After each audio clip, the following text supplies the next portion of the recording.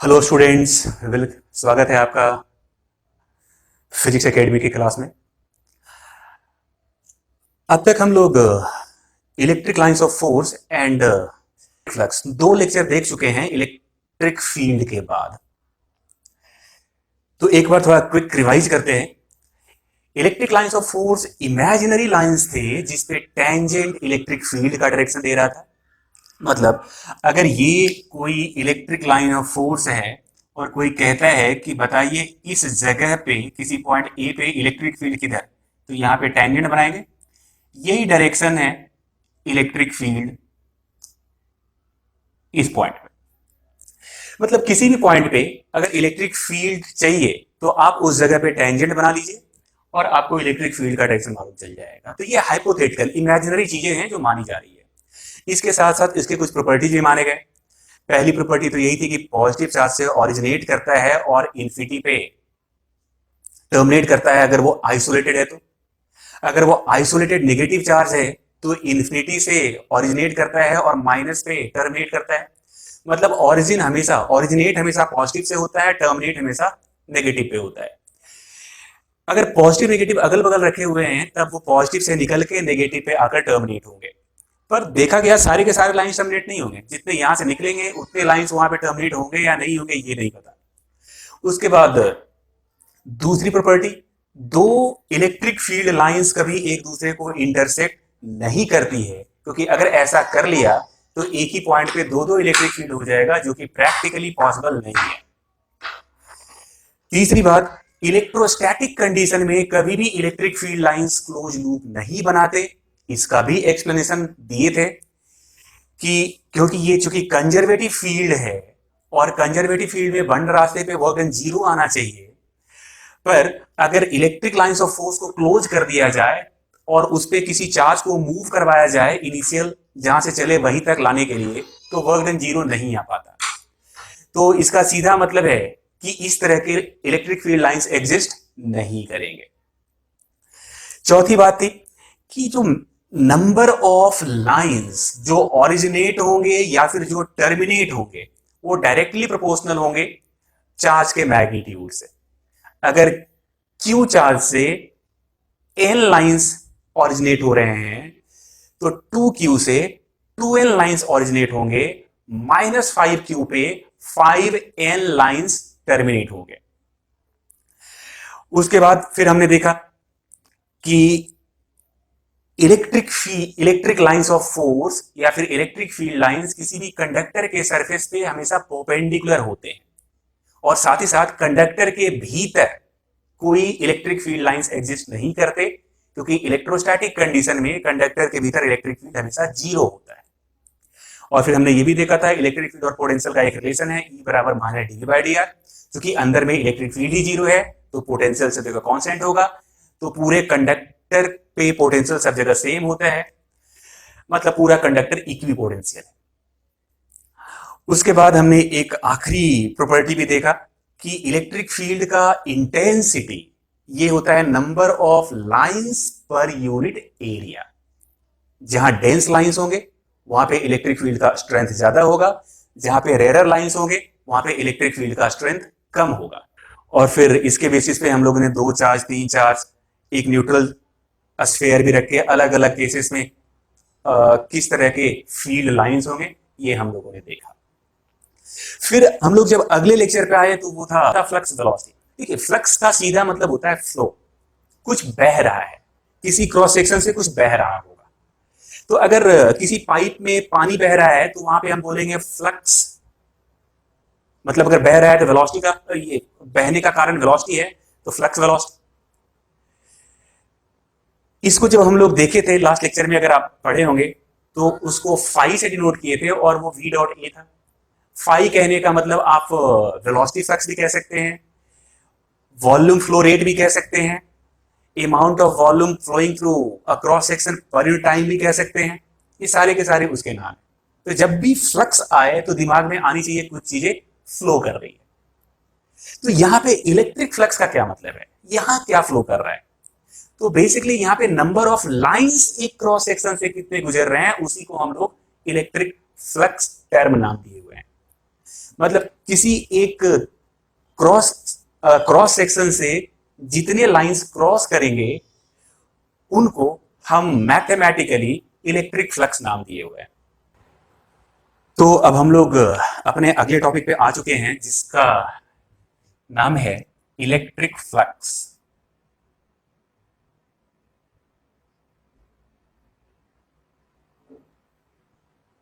Five, electric field की बात कर ले तो ये फ्लक्स डिवाइडेड बाय एरिया था। अब अगर फ्लक्स को अच्छे से डिफाइन करूं, मान लीजिए ये कोई एरिया है, ये इस पे छोटा सा area D A,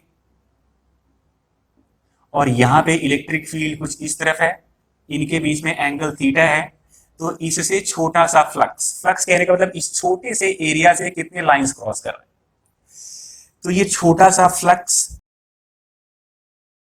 E dot D A, और अगर कंप्लीट फ्लक्स चाहिए तो इस डी फाई को इंटीग्रेट करना पड़ेगा पूरे सरफेस पे। और अगर एरिया फ्लैट हो, इलेक्ट्रिक फील्ड यूनिफॉर्म हो, यूनिफॉर्म तो बाहर रह जाएगा, एरिया फ्लैट तो ए वेक्टर, तो वैसे केस में फ्लक्स बराबर ई डॉट ए। ये फ्लक्स का वैल्यू तब होगा जब एरिया यूनिफॉर्म फ्लैट हो, इलेक्ट्रिक फील्ड यूनिफॉर्म हो। तो देखो बच्चों, फ्लक्स बराबर ई डॉट ए, यहां पे इलेक्ट्रिक फील्ड डॉट ए, वहां पे था वी डॉट ए, यहां पे है E dot A.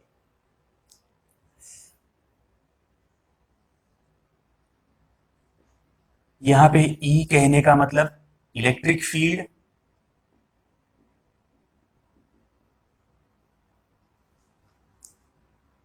On the surface,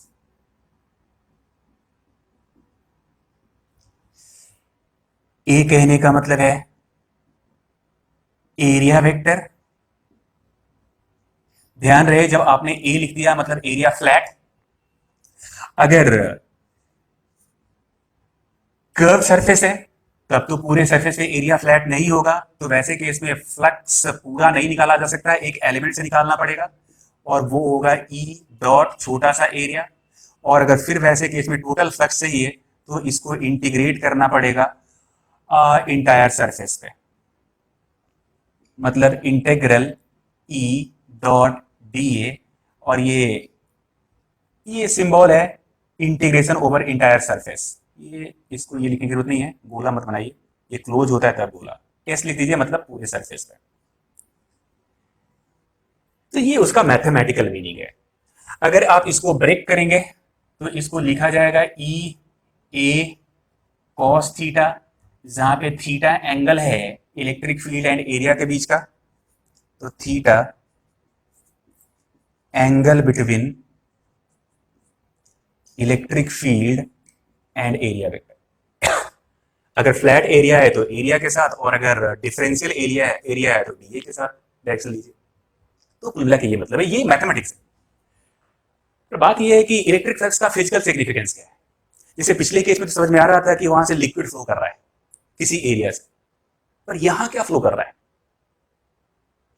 तो यहां पे number of electric field lines, मतलब इलेक्ट्रिक फ्लक्स का सीधा मतलब, अगर आप लास्ट क्लास के मतलब पिछले लेक्चर में जाएं तो वहां पे हम लोगों ने सीधे कहा था कि इलेक्ट्रिक फील्ड का स्ट्रेंथ ये number of electric field lines divided by area का परपेंडिकुलर टुकड़ा, और इसी टुकड़े को हम लोग फ्लक्स लिख रहे थे। मतलब फ्लक्स का significance number of electric field lines. तो इसका सीधा मतलब है कि जब भी कभी आपसे इलेक्ट्रिक फ्लक्स बोले तो आपके दिमाग में आ जाना चाहिए कि ये किसी एरिया से number of electric field lines के बारे में इंफॉर्मेशन मांग रहा है। मतलब electric flux simply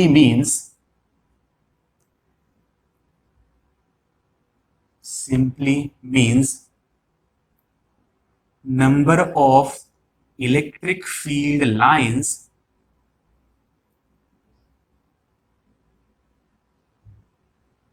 crossing through a surface. तो ये सिग्निफिकेंस है। जब इलेक्ट्रिक फ्लक्स पूछे तो सीधा मतलब इलेक्ट्रिक फील्ड लाइंस की संख्या। याद हो गया? जब इलेक्ट्रिक फ्लक्स की बात हो इसका सीधा मतलब है कि number of electric field lines की बातें हो रही है, कितने लाइंस क्रॉस किए उस सरफेस को। कैलकुलेशन पर्पस के लिए हम लोग हमेशा ही सरफेस को इलेक्ट्रिक फील्ड के परपेंडिकुलर लेते हैं। तो फॉर कैलकुलेशंस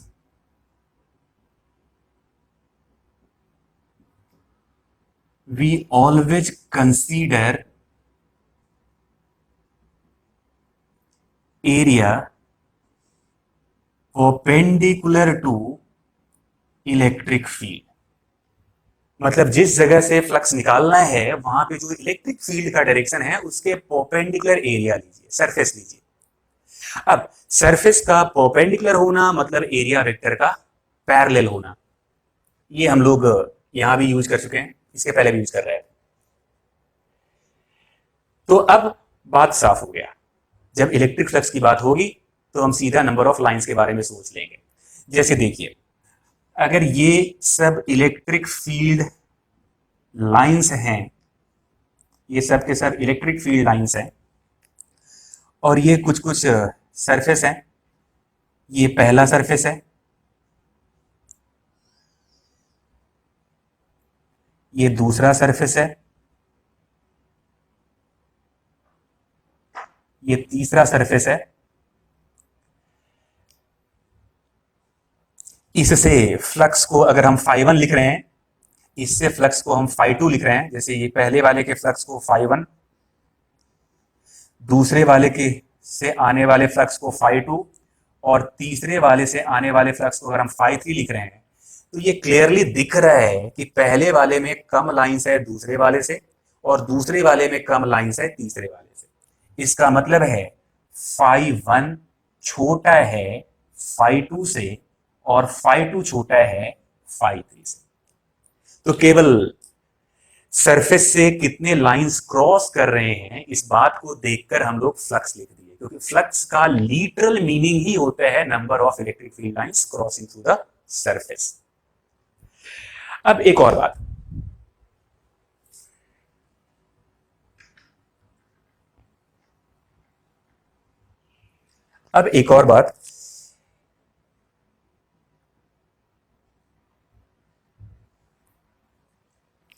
जैसे देखिए, एक एरिया ये है और दूसरा एरिया ये है।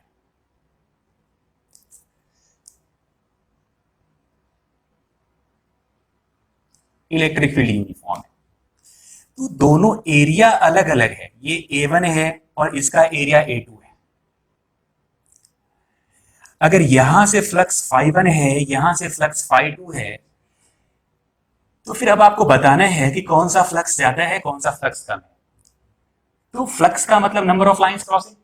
पहले वाले से 3 लाइंस क्रॉस किए, दूसरे वाले से भी 3 ही लाइन क्रॉस कर रहे हैं, तो यहां पे पहले वाले का फ्लक्स और दूसरे वाले का फ्लक्स फिर से बराबर होगा। इनफैक्ट जब हम मैथमेटिक्स देखेंगे तो इसका परपेंडिकुलर एरिया वही होगा जो ये है। मतलब कह सकते हैं कि ये एरिया इस A2 का परपेंडिकुलर या फिर प्रोजेक्टेड एरिया है, इसलिए दोनों से फ्लक्स बराबर है।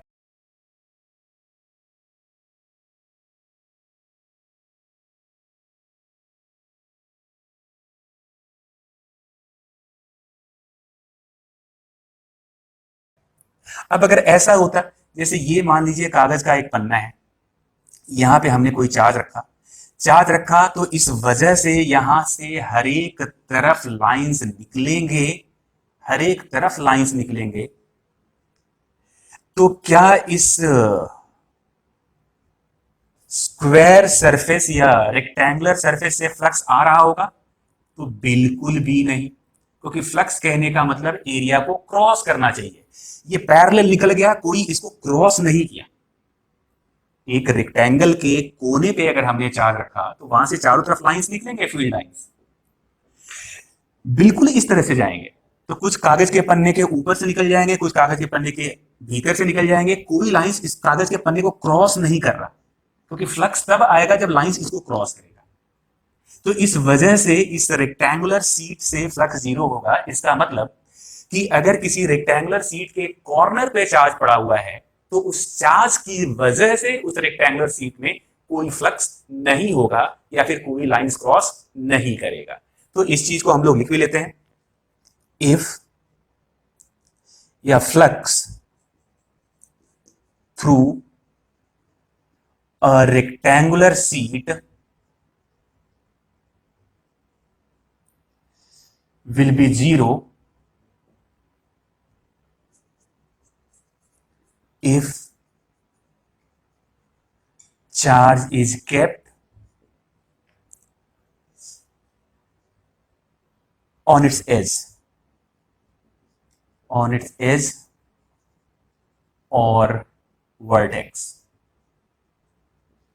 जैसे अगर चार्ज को हम यहां भी रखे होते ना तो भी यहां से निकलने वाले लाइंस इसको क्रॉस नहीं करता। मतलब इस चार्ज को इसके एज पे या इसके वर्टेक्स पे कहीं भी रख दें, इनकी वजह से इस रेक्टेंगुलर सीट से कोई फ्लक्स नहीं जाएगा।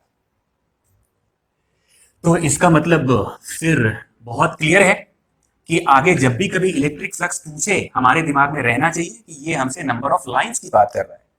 मतलब अगर ये कोई सरफेस है और यहां से ये दो लाइंस निकले और ये दो लाइंस अंदर भी आ गए, तो अगर इसको पॉजिटिव लिखे जाएंगे तो ये डेफिनेटली नेगेटिव लिखे जाएंगे। तो टोटल कितने लाइंस इस सरफेस को क्रॉस कर गए? ये +2 और ये -2, मतलब 0।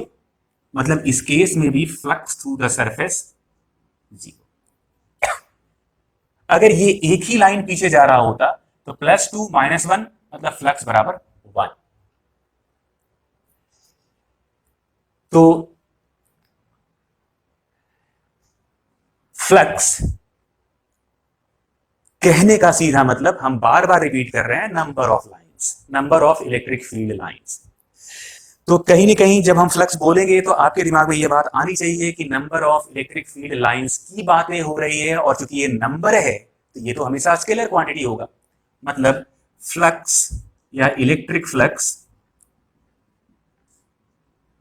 Is a scalar quantity.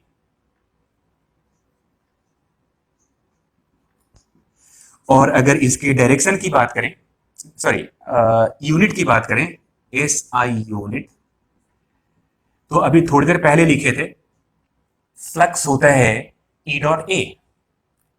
अगर डेफिनेशन की बात करें तो flux E/A, electric field into area. Electric field कहने का मतलब न्यूटन पर कूलम, एरिया कहने का मतलब मीटर स्क्वायर। तो ये SI यूनिट है। अगर डायमेंशन की बात करेंगे तो वो भी निकाल सकते हैं।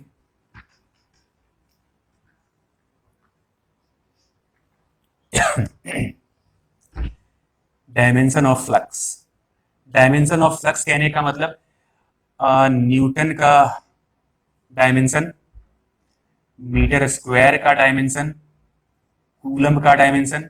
न्यूटन चूंकि फोर्स है, फोर्स का डायमेंशन लोग पहले से जानते हैं, M/L/T-2। ये मीटर स्क्वायर मतलब लेंथ का स्क्वायर। कूलम, कूलम कहने का मतलब चार्ज, और चार्ज एक डिराइव्ड क्वांटिटी है, हम लोग करंट से जानते हैं Q/T।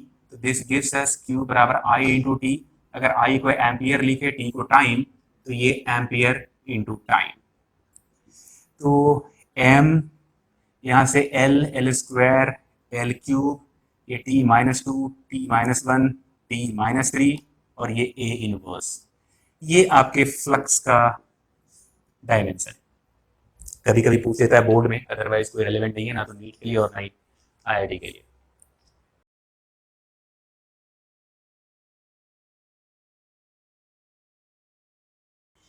तो बच्चों, अब हमारे पास फ्लक्स का एक बेसिक आइडिया आ चुका है। जब भी हम इलेक्ट्रिक फ्लक्स की बात करेंगे तो समझ जाना है कि किसी एरिया से number of electric field lines की बात हो रही है। और ये एक स्केलर क्वांटिटी है, इसका यूनिट हम लोग गॉस बोलेंगे। अभी थोड़े पहले हम लोग मैथमेटिकल डेफिनेशन भी देख लिए कि अगर फ्लैट एरिया है तो फ्लक्स सीधे ई डॉट ए डिफाइन हो गया।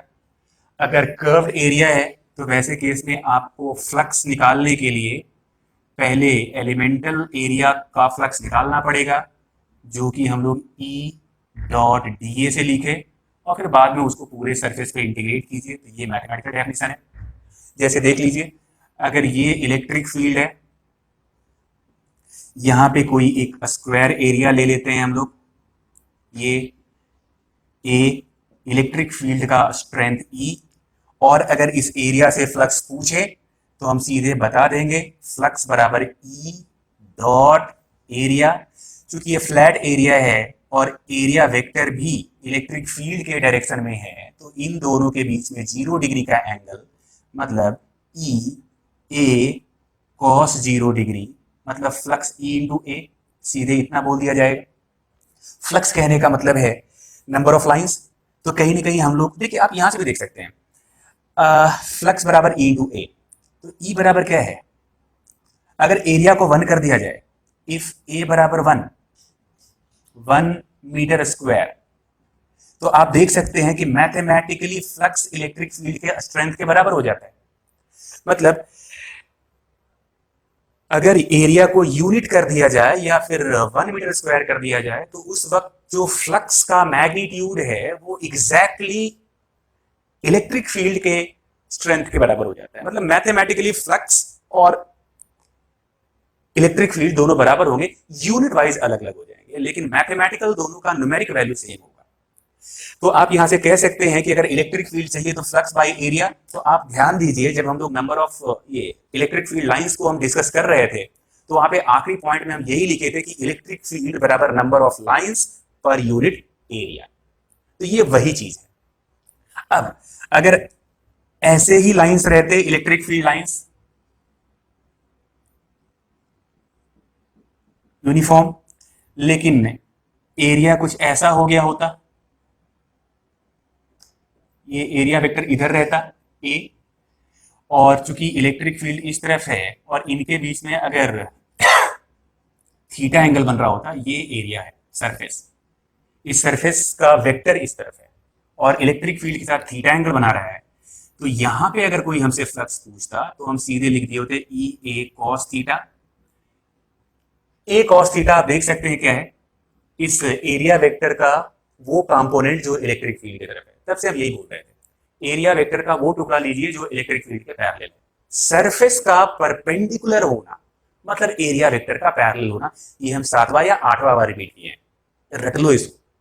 सरफेस का परपेंडिकुलर होना मतलब एरिया वेक्टर का पैरेलल होना।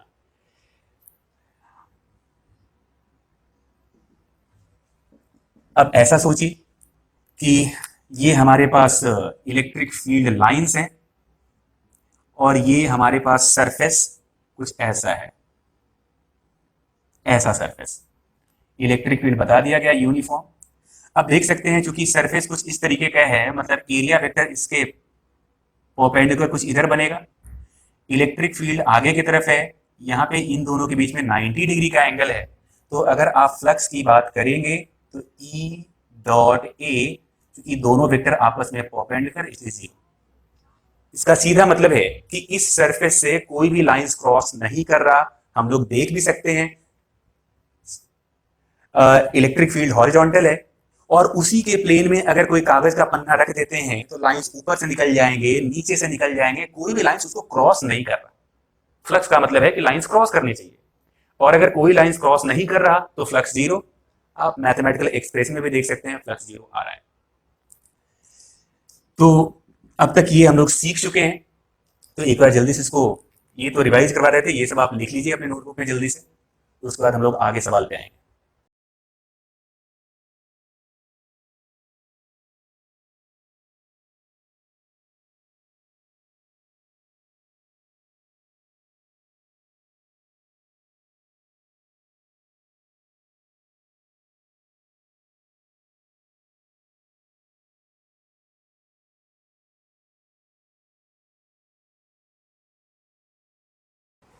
एक दो पॉइंट इंपॉर्टेंट पॉइंट्स के बारे में और लिख लेते हैं और फिर हम लोग सवाल पे आ जाएंगे। जैसे सबसे पहली बात तो यही है कि अगर दो अलग अलग सरफेसेस से बराबर नंबर ऑफ लाइंस क्रॉस कर रहे हैं तो दोनों से फ्लक्स बराबर होंगे, क्योंकि फ्लक्स का सीधा मतलब number of lines crossing through the area. तो लिख लेते हैं, if same number of electric field lines are crossing through two different areas,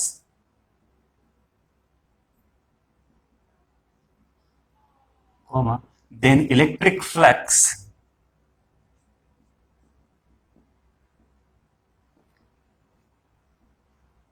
through both of them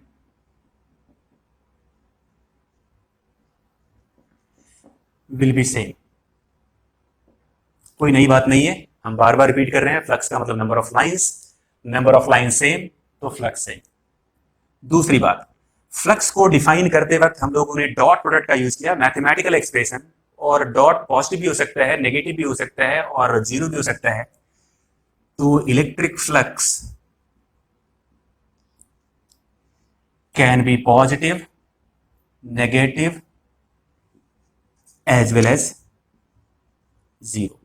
तो ये दो बातें हैं, आपको ध्यान में रखना चाहिए। तो अब हम लोग एक सवाल करते हैं। तो देखिए, ये हमारे पास कोई एक, ये चलिए सवाल लिखते हैं, find electric flux through a flat area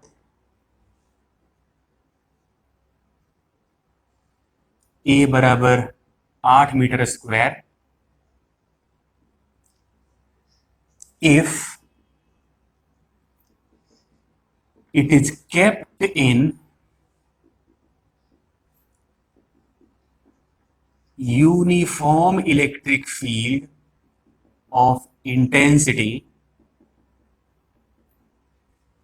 10 Newton per coulomb and it makes angle 60 degree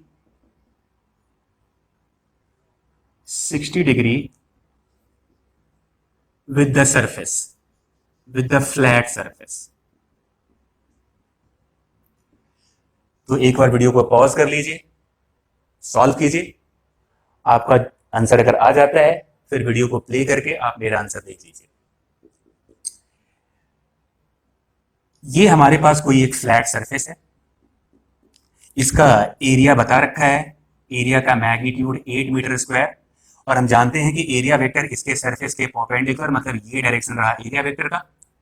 साथ ही साथ बता रखा है कि स्पेस में इलेक्ट्रिक फील्ड यूनिफॉर्म है 10 न्यूटन पर कूलम, और वो इसके सरफेस के साथ 60 डिग्री का एंगल बना रहा है, मतलब इलेक्ट्रिक फील्ड कुछ इस तरफ है और ये एंगल 60 डिग्री दिया। लेकिन बच्चों ध्यान दें, क्या हम लोग को इस एंगल की रिक्वायरमेंट होती है या फिर ई एंड ए के बीच के एंगल की रिक्वायरमेंट होती है फॉर्मूले में? तो हम लोग पढ़ चुके हैं, फ्लक्स अगर फ्लैट सरफेस है तो E dot A cos theta, जहां पे theta angle between electric field and area vector, ये एंगल चाहिए। और सवाल में हम लोगों को सरफेस के साथ बना हुआ एंगल दे रखा है 60 डिग्री, तो ये थीटा बराबर 30 डिग्री, तो यहां पे लिख देंगे 30 degree. Electric field SI unit में 10 है, एरिया की बात कर लें एसआई यूनिट में 8 है, cos 30 ये होता है √3/2, ये आ रहा है 40√3 cos। बहुत सारे लोग इसको सही भी किए होंगे और बहुत सारे लोग गलत भी कर दिए होंगे, क्योंकि वो 60 डिग्री एंगल लेकर कर दिए होंगे। तो स्टेटमेंट को थोड़ा ध्यान से पढ़िएगा, ये छोटे छोटे सवाल हैं और ये ऐसे सवाल में अगर गलती हो गई तो आपके सिलेक्शन के चांसेस थोड़े कम हो जाते हैं, क्योंकि ये वो सवाल है जो हर पास करने वाला स्टूडेंट सही करेगा। तो थोड़ा सा सवाल गलत समझ लेने के कारण सीधे आंसर आपको वो ऑप्शन मिल जाएगा। आप 60 डिग्री रखेंगे तो भी एक ऑप्शन 40 वहां पे रहेगा, ऐसा नहीं कि वो नहीं रहेगा, और फिर आपको -1 मिल जाएंगे जहां पे +3 होने थे। तो इन छोटी छोटी बातों का आप ध्यान रखेंगे सवाल करते वक्त। प्रेजेंस ऑफ माइंड, फोकस हमेशा बोर्ड पे होना, मतलब उस सवाल पे होना चाहिए जो आप सॉल्व कर रहे हैं। तो एक बार जल्दी से कॉपी कर लें। तो अब डिफरेंट डिफरेंट केसेस में हम लोग देखेंगे। तो एक बात तो क्लियर है कि जब एरिया फ्लैट हो एंड इलेक्ट्रिक फील्ड यूनिफॉर्म है तो वैसे केस में फ्लक्स सीधे ई डॉट ए हो जाता है। केस 1, ये है area is flat and electric field is uniform. इस कंडीशन की बात करें, अभी जो पिछला सवाल कर रहे थे वो इसी कंडीशन पे था, एरिया फ्लैट था और इलेक्ट्रिक फील्ड यूनिफॉर्म था। तो हम लोग देखे थे कि वैसे केस में फ्लक्स बराबर सीधे ई डॉट ए, यहां पे थीटा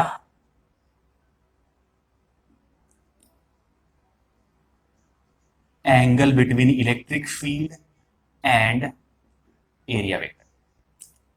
अभी पिछला सवाल हम लोग इसी कॉन्सेप्ट पे किए। अब बहुत बार ऐसा होगा कि इलेक्ट्रिक फील्ड तो यूनिफॉर्म होगा लेकिन एरिया फ्लैट नहीं है, मतलब area is irregular but electric field is uniform.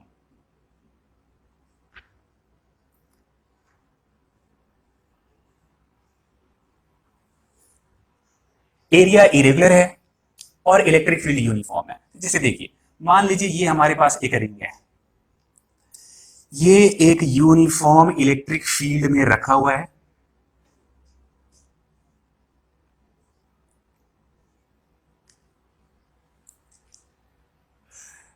और अगर इससे फ्लक्स फाई जा रहा है तो अब सोचिए कि अगर एक हॉलो स्फेयर होता, हेमिस्फेयर, हॉलो हेमिस्फेयर, ये हिस्सा खुला हुआ है, इस सरफेस से लाइंस क्रॉस कर रहे होंगे,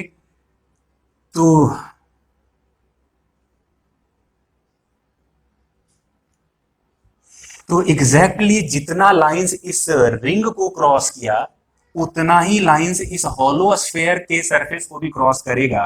और अगर दोनों केस में नंबर ऑफ लाइंस बराबर हैं, तो अभी थोड़ी देर पहले का स्टेटमेंट लिखे थे कि अगर सरफेस से नंबर ऑफ लाइंस बराबर हो जाए तो वैसे केस में फ्लक्स बराबर हो जाएगा, प्रोवाइडेड दोनों का रेडियस सेम होना चाहिए। अगर इस रिंग का रेडियस ए है या आर है तो इस हॉलो हेमिस्फेयर का भी रेडियस आर होना चाहिए। तो इसका मतलब यहां अगर इसको φ1 लिखते हैं, यहां से फ्लक्स φ2 लिखते हैं, तो ये बात कह सकते हैं कि φ1 बराबर φ2। अब थोड़ा सोचिए, ये फ्रंट वही है लेकिन अब इसको कोई हथौड़ी से ठोक देता है, इसके सरफेस को कुछ ऐसा कर दिया, ये सामने वाला मुंह बिल्कुल तीनों में एक जैसा है, ये ध्यान रखिएगा। जितना मुंह इस रिंग में है उतना ही मुंह इस हॉलो हेमिस्फेयर में है, उतना ही रिंग इस इरेगुलर हॉलो हेमिस्फेयर में है। अब अगर नंबर ऑफ लाइंस की बात करें तो यहां से तो क्रॉस नहीं करेगा, सरफेस तो यहां है ना, ये इसको क्रॉस करेगा तो ये लाइंस यहां से निकल जाएगा, ये लाइंस इस सरफेस से क्रॉस कर देगा, ये लाइंस भी इस सरफेस से क्रॉस कर देगा, ये लाइंस भी इस सरफेस से क्रॉस कर देगा, ये लाइंस भी इस सरफेस से क्रॉस कर देगा। तो जितने लाइंस इस, चलिए इसको हम डिस्क कह लेते हैं, तो जितने लाइंस इस डिस्क से को क्रॉस किया उतना ही लाइंस इस रेगुलर हॉलो हेमिस्फेयर को क्रॉस किया और एग्जैक्टली उतने ही लाइंस इस इरेगुलर हॉलो हेमिस्फेयर को भी क्रॉस किया। क्योंकि नंबर ऑफ लाइंस हर एक केस में बराबर है तो वैसे केस में फ्लक्स भी बराबर होगा, मतलब φ1 φ2 φ3 तीनों बराबर होंगे। अब बात है कि ये किसके बराबर होगा, तो जो फ्लक्स इसका वही फ्लक्स इसका वही फ्लक्स इसका, इसका फ्लक्स निकालना आसान है तो हम लोग इससे फ्लक्स निकाल लेंगे, वही फ्लक्स इन दोनों में होगा। और अगर मैथमेटिक्स पूछ ले तो वैसे में फ्लक्स का मैथमेटिकल न्यूमेरिक वैल्यू हो जाएगा इलेक्ट्रिक फील्ड का magnitude into projected area. Projected area, surface के पास कितना एरिया है इससे मतलब नहीं है, आप बस ये देख लीजिए कि प्रोजेक्टेड एरिया कितना है। तो बात अब ये है कि प्रोजेक्टेड एरिया किसको कहते हैं। तो वो एरिया जो दीवार पे परछाई के फॉर्म में आता है। तो अब ऐसे सोचिए, अगर इस डिस्क के पीछे से हम पैरेलल लाइट बीम, ये इलेक्ट्रिक फील्ड नहीं होके पैरेलल लाइट बीम होता तो अपने दीवार पे एक परछाई बन रहा होता, उसी एरिया को हम प्रोजेक्टेड एरिया कहते हैं। अब आप सोचने की कोशिश कीजिए कि जितना प्रोजेक्टेड एरिया इस केस में है एग्जैक्टली उतना ही प्रोजेक्टेड एरिया इस केस में भी होगा। एक हॉलो हेमिस्फीयर है, आधा खुला हुआ है, इधर से लाइट जा रहा है, तो दीवार पे तो एक सर्कल ही दिखेगा और उसका भी एरिया वही होगा जो इस डिस्क का एरिया दीवार पे बना था। एग्जैक्टली अगर इसको आप पीट पाट भी कर देते हैं और सामने से पैरेलल बीम ऑफ लाइट डालते हैं तो अभी भी दीवार पे एक सर्कल बनेगा और उसका भी एरिया वही होगा जो इस डिस्क की वजह से एरिया बना था। मतलब इन तीनों केस में दीवार पे आने वाला परछाई का एरिया सेम है, उसी एरिया को हम लोग प्रोजेक्टेड एरिया कहते हैं। और इलेक्ट्रिक फ्लक्स निकालते वक्त आप सीधे मैग्नीट्यूड को उसके प्रोजेक्टेड एरिया से मल्टीप्लाई कर दीजिए, यही आपका आंसर। तो ये दूसरे तरह के केस होते हैं जिसमें आपका इलेक्ट्रिक फील्ड तो यूनिफॉर्म है लेकिन एरिया इरेगुलर है। तो वैसे केस में आपको प्रोजेक्टेड एरिया निकालना पड़ेगा, मतलब वो एरिया जो परछाई के फॉर्म में दीवार पे बनेगा अगर उस ऑब्जेक्ट के रास्ते में पैरेलल बीम ऑफ लाइट को ले आया जाए। तो दीवार पे बनने वाला एरिया को प्रोजेक्टेड एरिया लिखेंगे और इस तरीके से हम लोग ये निकाल लेंगे।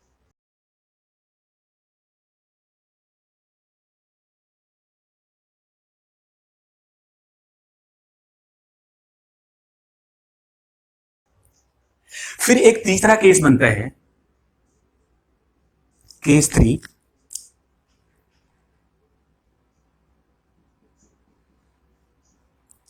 जिसमें एरिया तो फ्लैट हो लेकिन इलेक्ट्रिक फील्ड नॉन यूनिफॉर्म हो जाए।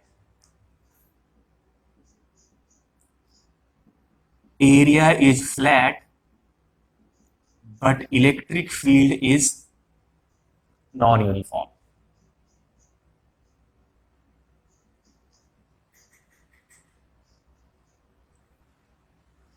तो अब देखो बच्चों, इलेक्ट्रिक फील्ड ही आपका नॉन यूनिफॉर्म हो गया, मतलब अलग अलग सरफेस पे, उसी सरफेस के अलग अलग पॉइंट पे अलग अलग इलेक्ट्रिक फील्ड। तो वैसे केस में अब आपको एलिमेंट लेना पड़ेगा। तो सबसे पहले आप एक छोटा सा फ्लक्स निकालेंगे एक एलिमेंट के कारण, ये एक एलिमेंटल एरिया एलिमेंट लेंगे, उसका एरिया निकालेंगे, उस छोटे से एरिया से फ्लक्स निकाल लेंगे और फिर उस फ्लक्स को पूरे सरफेस पे इंटीग्रेट कर लेंगे, इंटीग्रेशन ओवर इंटायर सरफेस, और इस तरीके से पूरे सरफेस से फ्लक्स मालूम चल जाएगा। जैसे एक सवाल लेते हैं,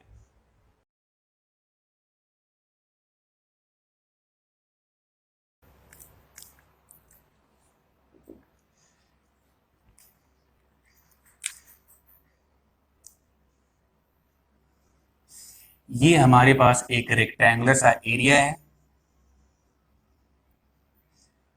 ये एल, ये बी, ये एक्स एक्सिस, ये वाई एक्सिस, यहाँ पे स्पेस में इलेक्ट्रिक फील्ड है, इलेक्ट्रिक फील्ड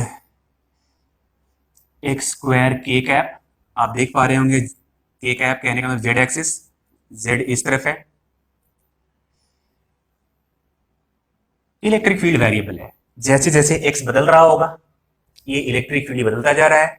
ये रेक्टेंगुलर हिस्सा है जिसका लेंथ एल और विड्थ बी, और हमसे पूछा है फाइंड इलेक्ट्रिक फ्लक्स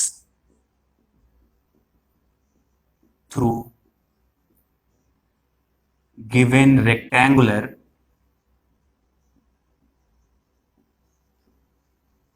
सरफेस। तो एक बार आप वीडियो को पॉज कीजिए, खुद से ट्राई कीजिए, और आपका आंसर आ जाए तो फिर वीडियो को प्ले करके आप देखिए कि हम कैसे कर रहे हैं।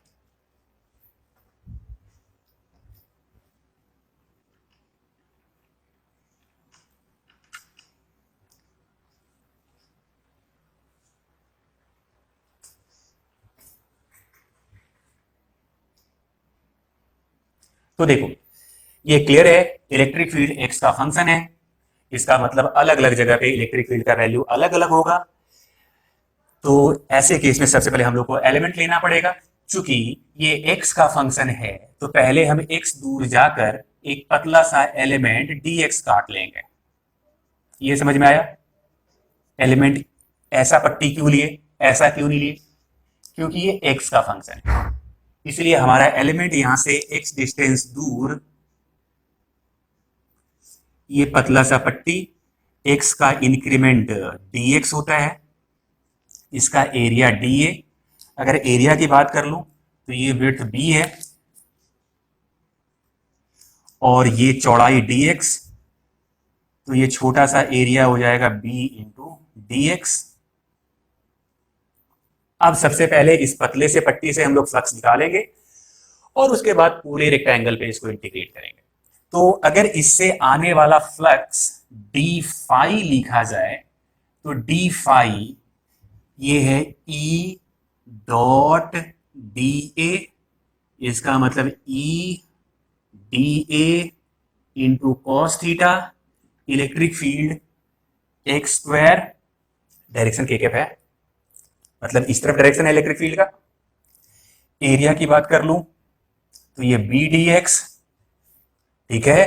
अब एरिया वेक्टर किधर होगा? तो हम देख सकते हैं कि ये तो एक फ्लैट सरफेस है जिसकी वजह से या तो एरिया वेक्टर इधर होगा या फिर एरिया वेक्टर इधर होगा।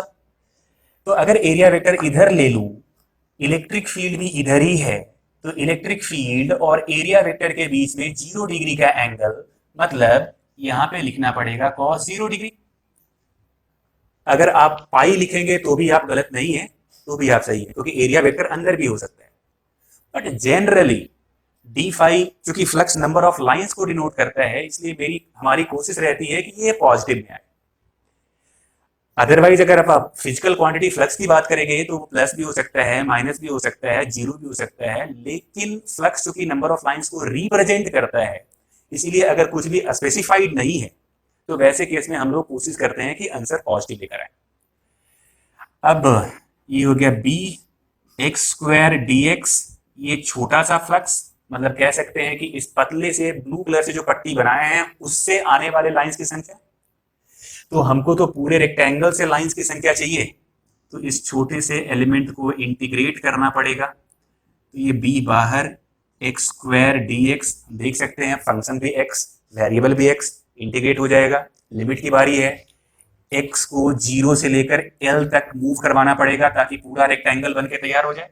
x बराबर 0 पे रेक्टेंगल बनना शुरू होगा, जैसे जैसे x बढ़ रहा है रेक्टेंगल बनता जा रहा है, बनता जा रहा है, और जब x बराबर l तो ये पूरा रेक्टेंगल बनके तैयार हो जाएगा। तो लिमिट 0 से लेकर l तक, और अगर इसको सब्स्टिट्यूट कर लें तो ये हो गया b l cube divided by 3, ये है flux through this rectangular surface. तो आप में से बहुतों का आंसर आ गया होगा। तो इसमें थोड़ा सा बदलाव कर रहे हैं, आप इसको खुद से ट्राई करना है। यहाँ पे इलेक्ट्रिक फील्ड हम लिख दे रहे हैं y के कैप, मतलब अब इलेक्ट्रिक फील्ड x का नहीं y का फंक्शन है। तो फिर आप सोचो आप एलिमेंट कैसे लोगे? आप आंसर लाना और नीचे कमेंट बॉक्स में कमेंट करना। इस सवाल को आप अगर अच्छे से समझे हैं तो आपसे ये सवाल का भी आंसर आ जाएगा, तो आप इसको ट्राई कीजिएगा। और बाकी इस कॉन्सेप्ट मतलब फ्लक्स वाले टॉपिक को हम अगले क्लास में भी कंटिन्यू करेंगे, क्योंकि ये चलता रहेगा। अभी अगला पूरा क्लास भी फ्लक्स ही चलेगा। तो आई गेस या आई होप आपको ये लेक्चर बहुत अच्छा लगा होगा और आपके समझ में सारी बातें आ रही होगी। अगर कुछ भी डाउट रह जाता है तो आप नीचे कमेंट बॉक्स में कमेंट जरूर कीजिए, हम जब भी कमेंट को देखेंगे उसका रिप्लाई करेंगे। और अगर वहाँ पे पॉसिबल नहीं हो पाया तो अगले लेक्चर में आते ही पहले उसको हम सॉल्व करेंगे, फिर अपने लेक्चर को आगे कंटिन्यू करेंगे। तो आप घर पे पढ़ाई करते रहिए, पढ़ाई में कोई कमी नहीं होनी चाहिए, क्योंकि सारी चीज़ें आपको दी जा रही है। तो आप पढ़िए, पूछिए, सीखिए, बाकी लॉकडाउन के मजे लीजिए। All the best, thank you.